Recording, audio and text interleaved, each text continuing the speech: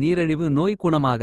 மாமரத்தின் தளிர் இலையை உலர்த்தி பொடியாக்கி வைத்துக் கொள்ளவும். 1 கரண்டி வெந்நீரில் கொதிக்க வைத்து தினமும் காலை வெறும் வயிற்றில் சாப்பிட்டு வர நீரிழிவு நோய் குணமாகும். இரத்தப்பேதியை குணப்படுத்த அத்திப்பட்டை, நாவல்பட்டை, கருவேலம்பட்டை, நறுவிளம்பட்டை ஆகியவற்றை சமளவு பொடி செய்து 50 கிராம் தண்ணீரில் கொதிக்க வைத்து வடிகட்டி நாள்தோறும் 3 வேளை குடித்து வர இரத்தப்பேதி, சீதபேதி குணமாகும். மூட்டுவலி குணமாக அத்திப்பாலை பற்று போட்டு வர மூட்டுவலி குணமாகும். நரம்பு தளர்ச்சி நீங்க தினசரி 3 பேரிச்சம்பழம், கடுக்காய் பொடி, மாம்பழம் சாப்பிட்டு வர நரம்பு தளர்ச்சி குணமாகும்.